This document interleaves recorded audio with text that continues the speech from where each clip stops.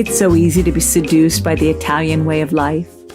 Long lunches, great food, weather, wine, and all of August off on holiday. Rob Patchett fell for it in a big way, and a gap year turned into 9 years that would change his life. I'm Susan Schwartz, your drinking companion, and this is Lush Life Podcast. Every week we are inspired to live life one cocktail at a time by the best in the industry. What Rob learned in Italy would stay with him for the rest of his career. Even when he returned to his hometown, he had acquired a touch of host-Italia, that perfect combination of hospitality and bella figura that usually only Italians are born with. Now he's with us today to explain how he went from North Yorkshire to the Cotswolds Distillery, where, as regional sales associate, he brings that attitude to their award-winning spirits. So I'm from a really obscure part of East Yorkshire, right out on the coast. It's past a city called Hull, which most people know for all the wrong reasons. Tiny little farming village, grew up on a farm. And then at age 19, I always went skiing with my father every year and we always had a great time. And then at 19, I just didn't really want to go to university yet, did the gap year like everyone else, decided to do a ski season in Italy and just caught the bug. Loved being over there, loved the entire lifestyle and decided to stay. It's hard not to fall in love with Italy. Yeah, stayed for 9 years. Where were you exactly? So I was predominantly in the winters. I'd do ski seasons outside of Turin, so Clavière, Sestriere, Salzedou, Montgenèvre in France as well. In the summers, I would either stay in the Alps or I would go to Lake Garda. And then every now and again, we'd just go and do random summer expeditions. Like I lived in Denmark and worked in a fruit farm in Denmark for a summer. And were you a ski instructor? I mean, were you that good? Is that so what you were doing? I did end up by the end. I did a little bit of snowboarding instructing illegally because I didn't have a full qualification. So sorry to all the École de Ski in France. But yeah, I did some snowboarding instructing, but predominantly I was running cocktail bars and hotel bars for English companies. And then I started working for Italian companies as a cocktail bartender. So, all right, back. Yeah. When you knew you were going to stay in Italy, yeah. Did you know you wanted to be in hospitality, or was that something that was kind of an easy job to get? Hospitality was always my thing, really. I got a job as a pot washer when I was 15 years old in a pub. And by the time I left home at 19, I was working in pubs non-stop. I was front of house, I was behind the bar, I was in the kitchen, I was chefing, I was doing whatever I wanted to, really. I just loved it. I loved being around people. I thought it was fun, and yeah, it was easy as well. So it was a natural progression to get a job abroad doing hospitality. Did you like the making of the food and the food? Yeah, I found making drinks fascinating. You did, even at that young age, as soon as you could. Mm. Yeah, I always worked around people that were, what I thought at the time, very good at what they did, making drinks. And I don't know why, it was just an innate fascination. And it was quite serendipitous, really. My first ski season, I'd been out there for 2 months.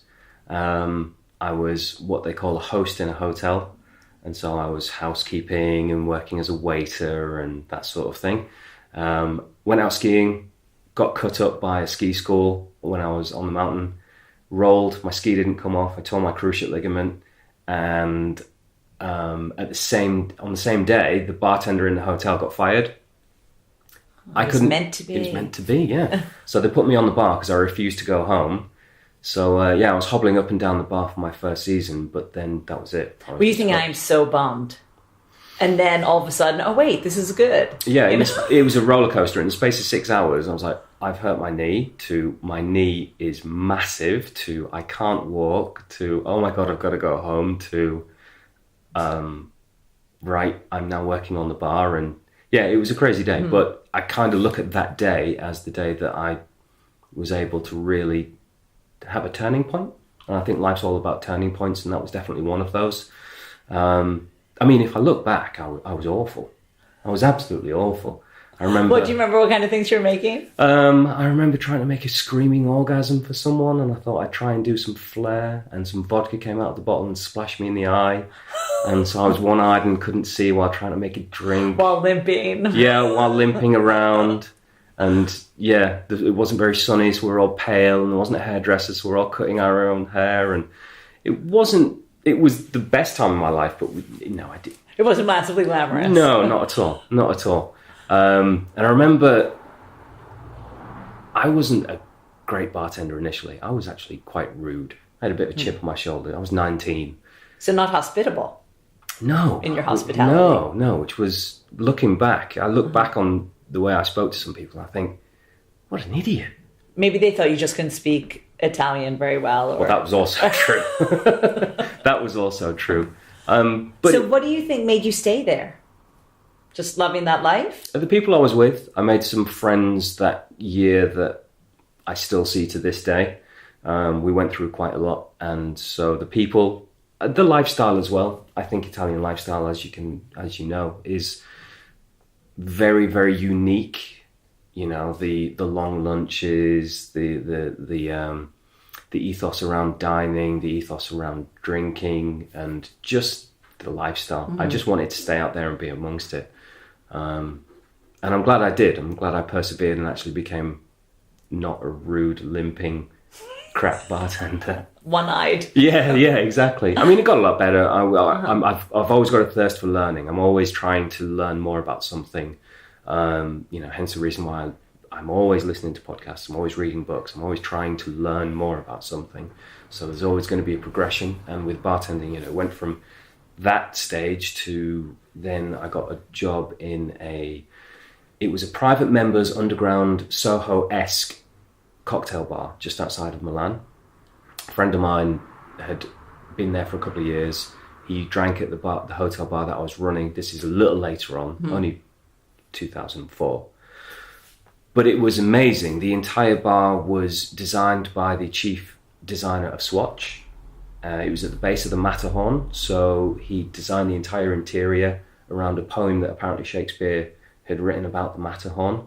And in 2004, it was quite ahead of its time. Yeah. We used to have to go in and do our fresh juices, our infusions, make our own rum blends, making our own syrups. And I look back and I think, wow, we're really ahead of our time.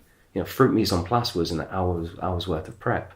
And you weren't even in a big city. No, not at all. This is... But it was odd because we used to have a lot of Milan celebrities. I remember popping up in a few magazines over there, and you'd see like the Big Brother contestants and stuff like that. And I had no idea who these people are. Italian celebrities are so obscure, but they're everything over there.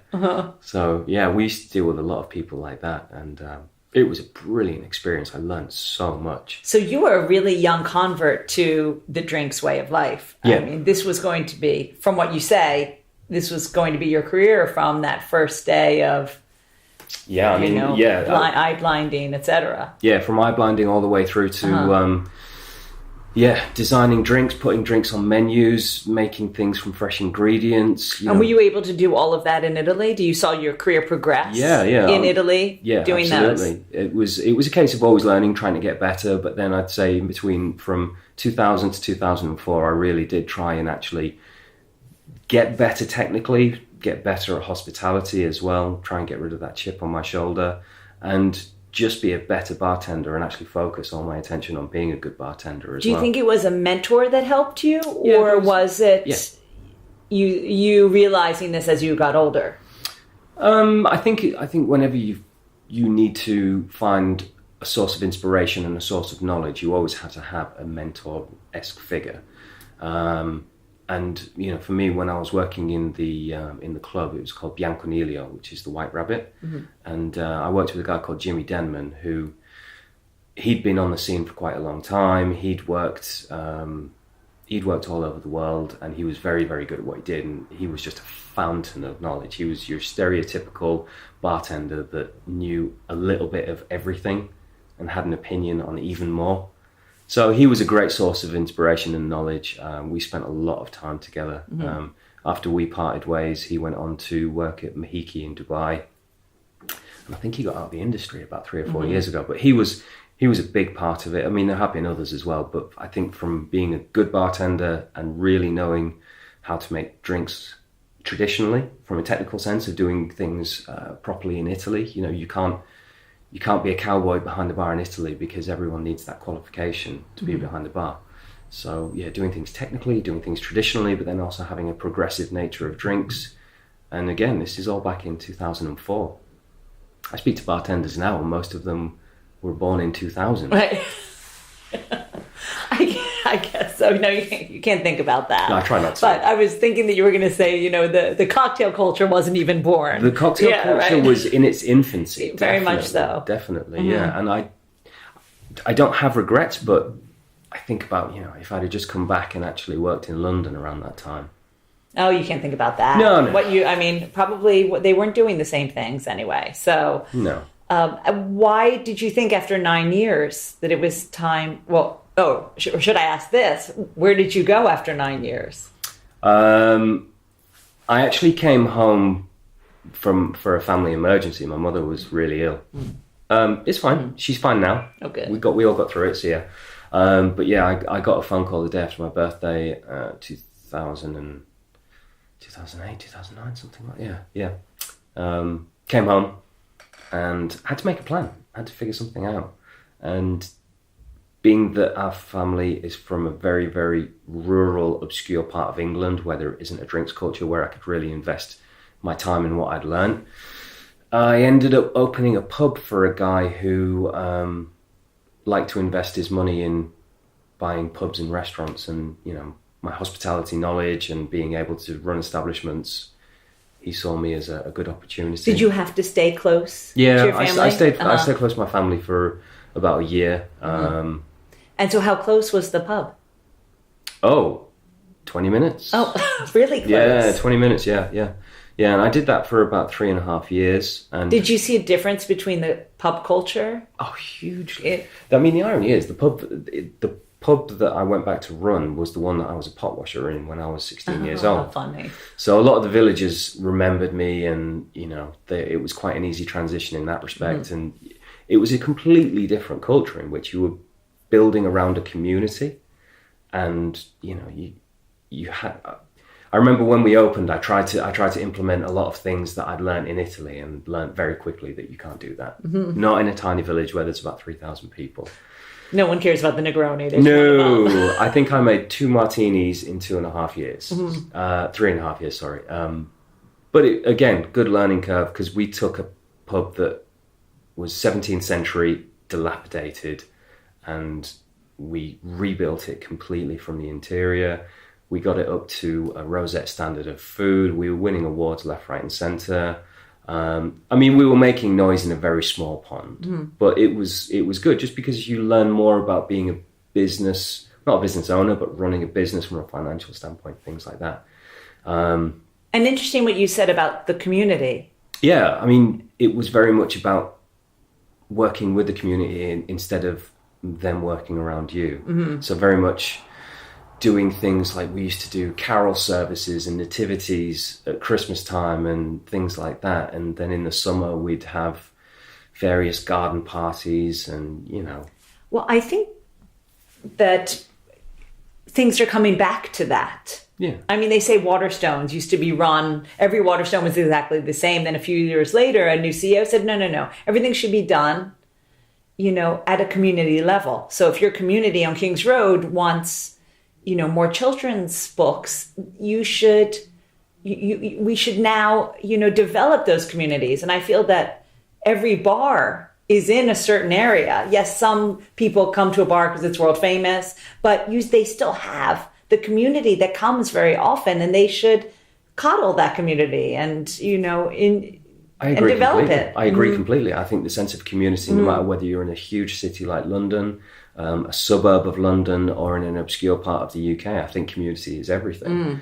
I think it might sometimes get forgotten along the way, if something is really super famous. I do believe that, we're in London right now. We're in the epicenter of what could be deemed the capital of the drinks market. And I like to go to bars where I feel comfortable. I know a couple of people, and you feel like you belong there, as opposed to going somewhere that's super fancy, high staff turnover, they don't know who you are. Sense of community, no matter how large a scale it is always something that's really important to people. And I think when I was at the pub, that was quite a learning curve again, because it was realigning what my focus within hospitality was. It wasn't about executing things with perfection. It was actually making people feel welcome and make them feel part of something. So that was quite key for me, but there was only so far and so much I could do. And I was still relatively young as well, so I decided to try and replicate what I'd done in the north, down in the Midlands. Didn't work as well. I think I should backtrack, actually. I was going to say, did you always have one foot in your hometown and one foot still in Italy? You know, were you always thinking, I'm going to go back to Italy?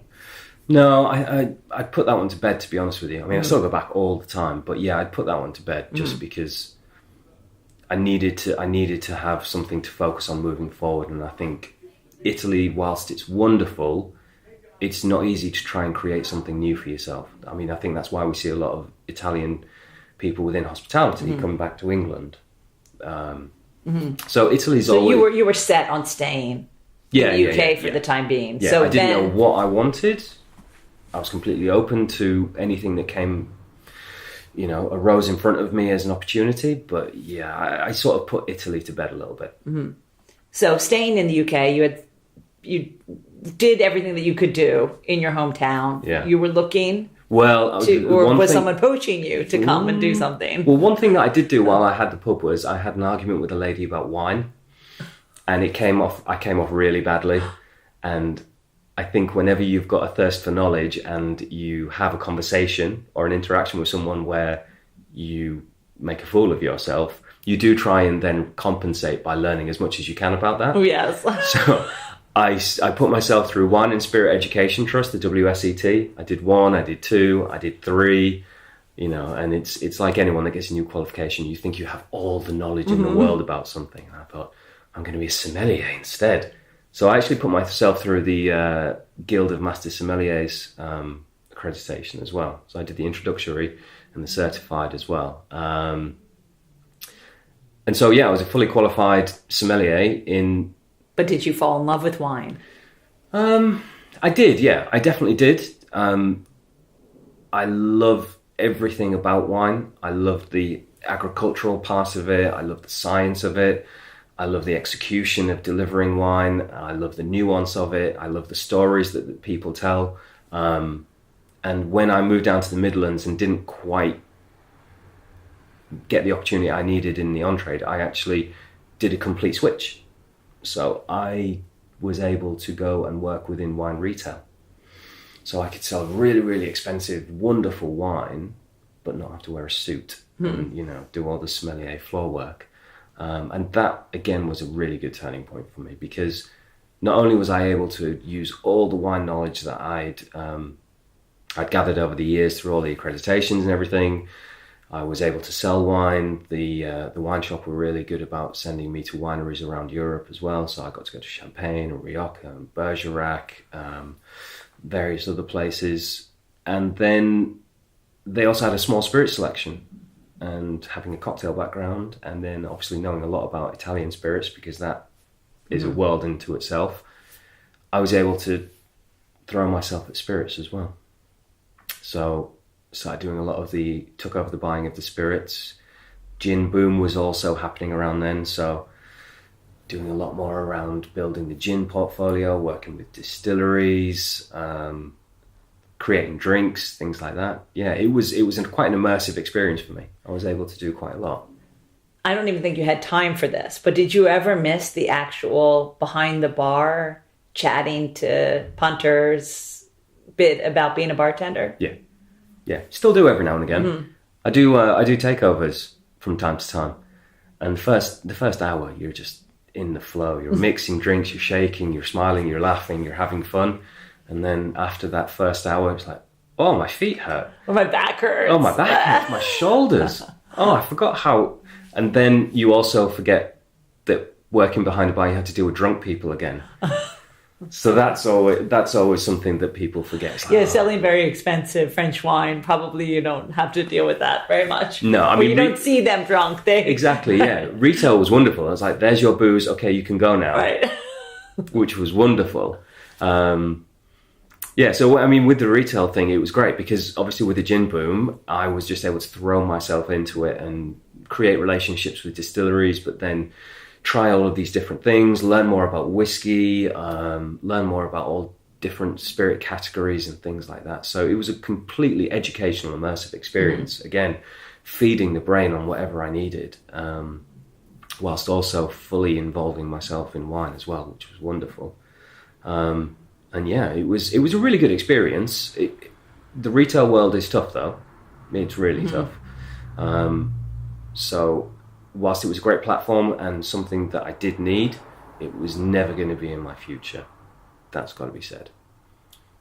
So did you feel drawn back into the spirit world, as we say? I was creating relationships with a lot of people. You know, I was working with various brands and having quite personal relationships. I had a really good relationship with the guys from Four Pillars. I thought they were wonderful. Ian at Pink Pepper, he came and did some events with us, and he was brilliant. There was another distillery locally that we did quite a lot. I'm sure it must have been super exciting because you see all of this activity, and maybe part of you thinks, "Wait, I want to be a part of that." Well, I was scrolling through Twitter and I saw that a whiskey distillery had opened 20 minutes from where I lived. So I got in touch with them via Twitter and said, "Hi, I'm from this shop, and can I come and see you guys?" And they'd been established for 6 weeks. And they were we love you. Yeah, and I was like, "This is amazing liquid, and can I buy lots to sell in the shop?" And they were like, "Oh my God, thank you so much." And that was the relationship, and that was the beginnings of Cotswolds Distillery as well. Oh, so that was Cotswolds. Yeah, I went for a visit, tasted, loved. So you've been there since pretty much the beginning. I've had a relationship with them since the beginning. Yeah. I remember back then, there was 6 people working there, and they were just trying to establish their tours and get investment and things like that. It was a seedling of what it is today, and we're only 4.5 years old.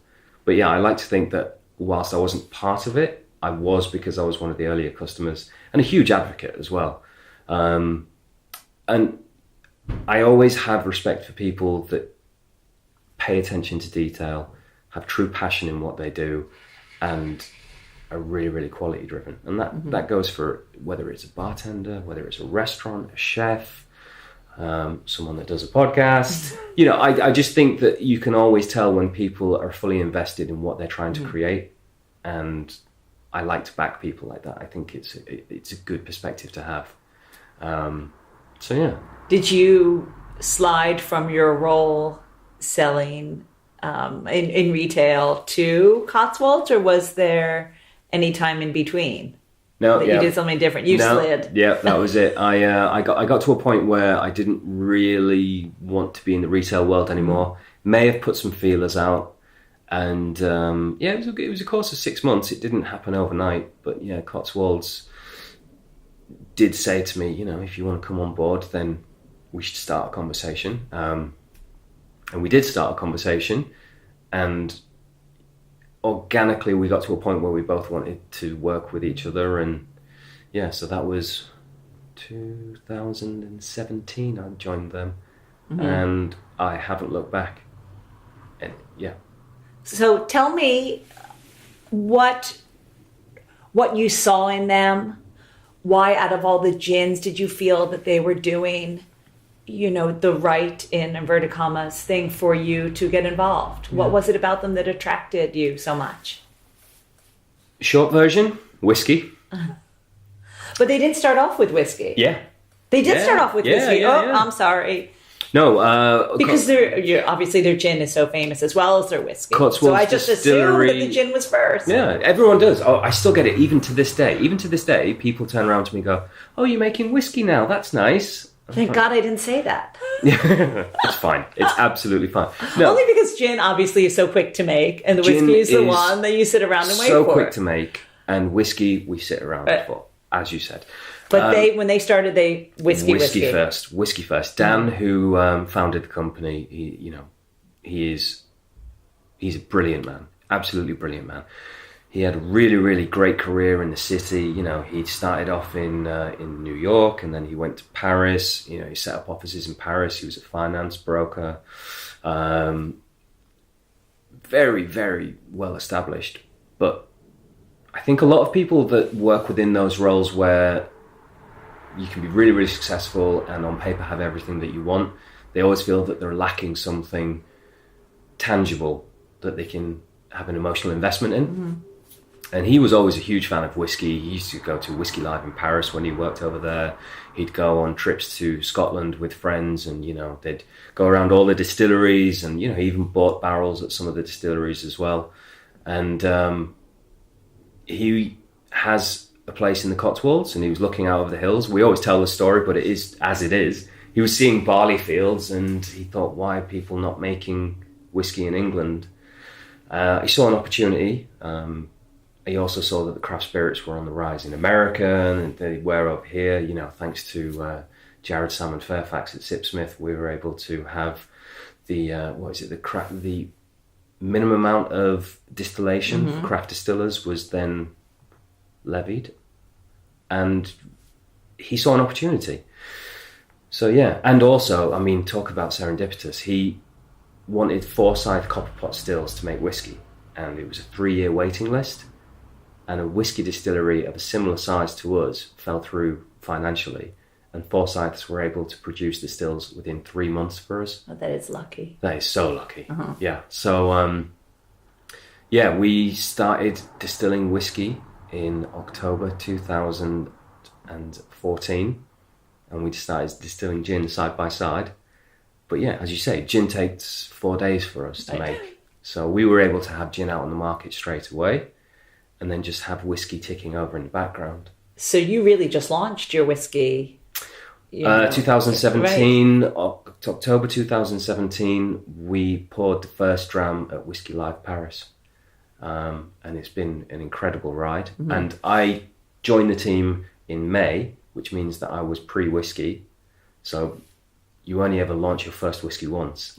And it was an amazing experience as well. We all got called in from the road to bottle the first batches of whiskey. So we were all there, and now we had a tiny little bottling plant at that point as well. So we're all crammed in this little room, and I was rinsing bottles, and then we were hand loading them and filling them and then capping them. And, we had a little break, and we all sat around and had some fish and chips outside the distillery while we were doing it. And yeah, I'll never forget that experience. I got the distiller to sign my bottle that I was given on the night as well. It was truly memorable. Have you opened that one? No. Or you're saving it? Well, I'm saving it. I don't know why I'm saving it. We always get given bottles of the first releases. Mm-hmm. And so, yeah, I've got a nice little collection building up. But whiskey's to be drunk, not to be flipped, I think. So down the line, it will get opened at some point, just for posterity or whatever. Yeah. And you've won so many awards. Yes. My goodness. It's been lauded left, right, and centre. Yeah, Dan's quite modest about it. So all our awards are in the toilets at the distillery.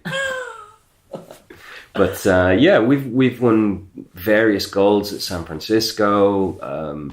We've won Best Craft Distillery at the Icons of Whiskey globally. Because you never know what's going to come out of the barrel. No. And as a young distillery, one thing that people always say to us is, it's only 3 years old. Why should we even give it the time? Well, that too. And there are so many different reasons why we've been able to release a 3-year-old whiskey that tastes good, as opposed to just releasing it for the sake of financial gain. Mm-hmm. We worked quite closely with Professor Jim Swan. Mm-hmm. He's, in the background, been able to work with quite a lot of the young distilleries in the world. So Cavallan, Annandale, Penderyn, Kilcorman, to name but a few of the young distilleries that have credibility on a world stage within whiskey. Mm-hmm. And he worked with us. And I think we were one of the last ones he worked with before he passed away. But his ethos was using active casks, making the right decisions within the whiskey process at each point. So, long fermentation, high cut points from the spirit still, choosing your grain, making sure you've got the right yeast strains, make sure your flavor profile is established before it goes in the barrel so that you can emphasize instead of create a flavor with barrels as well. Just devil in the detail sort of things that really have been able to allow us to take a whiskey to market that on paper is young, but the liquid is delicious. Mm-hmm.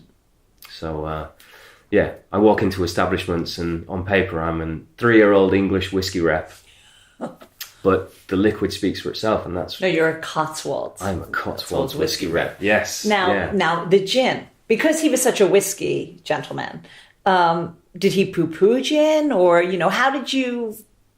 there's a lot of gin out there. What was he thinking for the first gin?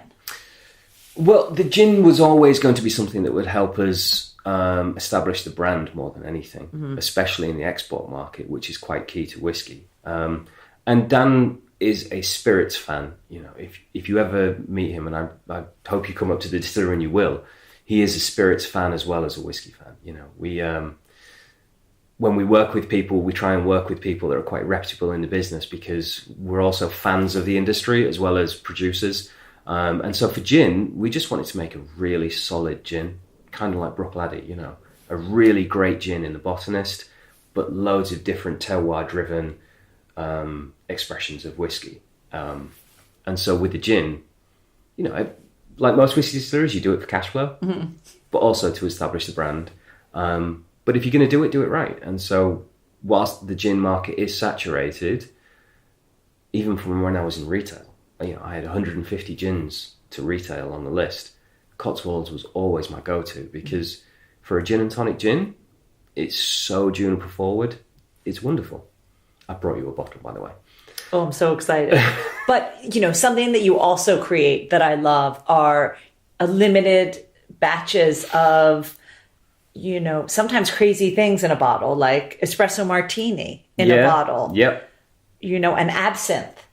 Where did those come out of? So we're quite keen on tourism as well. The Cotswolds has, don't quote me on this, but I think it's a few million people visit on an annual basis. Yeah, I think after London, it's the second most popular place to visit in the UK. And so, or England, I'm not sure. On the basis of that, tourism was always going to be something that helped us to establish ourselves whilst waiting for whiskey as well. So we do 3 tours a day, 7 days a week at the distillery. And you get to come and go into the production facility, see the stills, see Lorelei and Dolly, the gin stills, see Mary and Janice, the whiskey stills, see the barrel room as well, where everything's aging, and that wonderful aroma of, ethanol and wood and oak and all that sort of amazing environment as well. And if you're going to come and visit a distillery, in the early days when we had a gin and a very, very, very, very, very young spirit, you kind of need to be able to diversify. And we have a research and development lab and a research and development team that just have a huge amount of curiosity as well. So we've worked with various people, but we did a distilled espresso martini with a local coffee house. We made a Geneva for the Shakespeare's anniversary, because we're half an hour away from Stratford-upon-Avon. So we wanted to make a Geneva. We can't call it Geneva because we're in England and not Holland. So we did that. We made a cream liqueur, which on paper you would sort of go, oof, but it's the most delicious thing ever.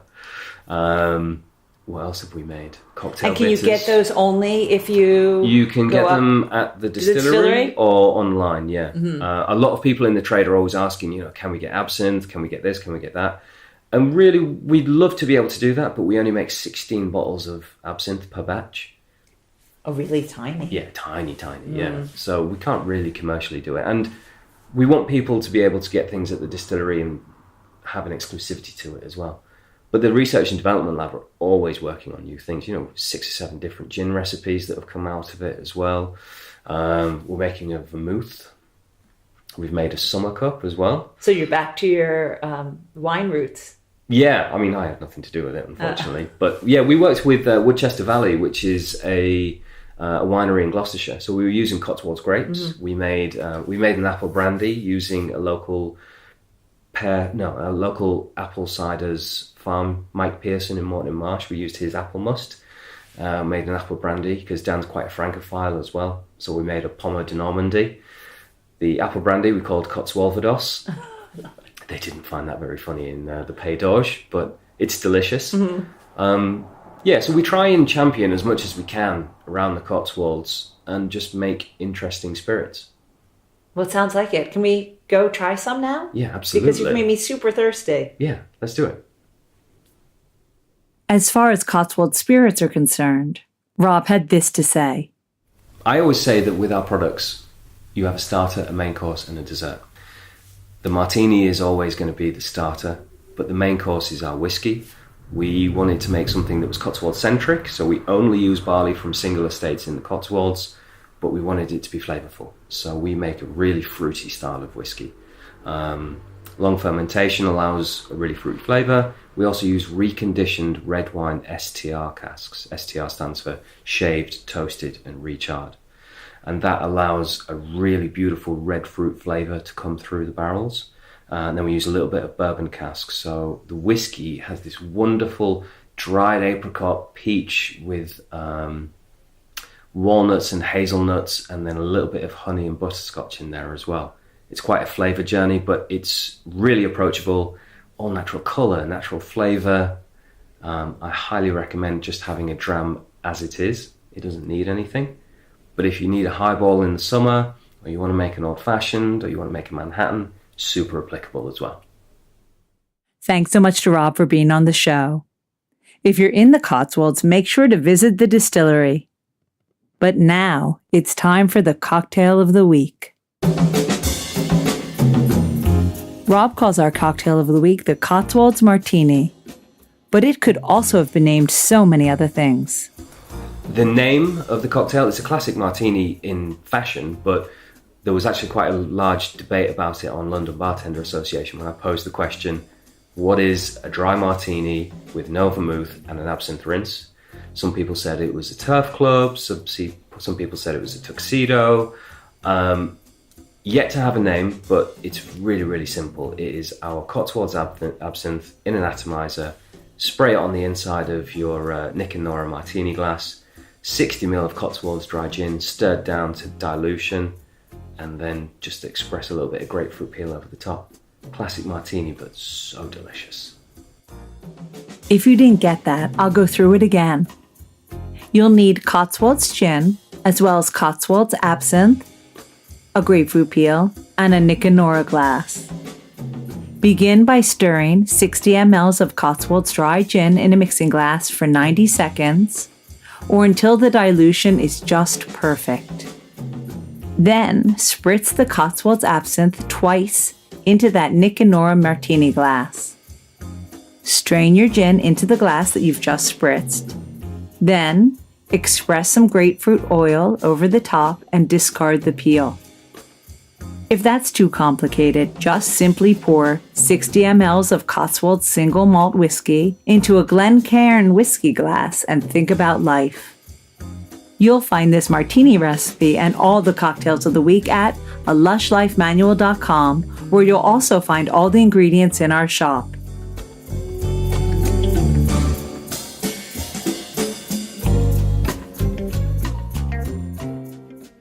For those of you interested in the Cotswolds cocktail competition, I'll let Rob describe it to you. Yeah, so we will be doing a cocktail competition, a national cocktail competition, in which we'll be doing whiskey and gin entries, in which we'll ask people to do short and tall serves of whiskey and gin. They can choose which one they do. Entries will be open at the end of April. We'll do regional finals, and then we will have the finals at our whiskey festival at the distillery in August. So watch this space, watch London Bartender Association, and visit our website, and there will be more details very, very soon about our national cocktail competition. We'll be in Charleston next week, so join us after Easter with Monica Berg as she moves from behind the bar to bar owner and so much more. Before running off, remember to head to alushlifemanual.com/merch for all your Lush Life gifts. Until next time, bottoms up. Thanks for listening to the Lush Life Podcast. For more information and links to everything you've heard, plus a whole lot more, please visit alushlifemanual.com. Always remember the wise words of Oscar Wilde. All things in moderation, including moderation. And always drink responsibly. Okay, I said that last part. Theme music is by Steven Shapiro and used with permission. Lush Life is produced by Evo Terra. And I'm your drinking partner, Susan Schwartz. I'll see you at the bar.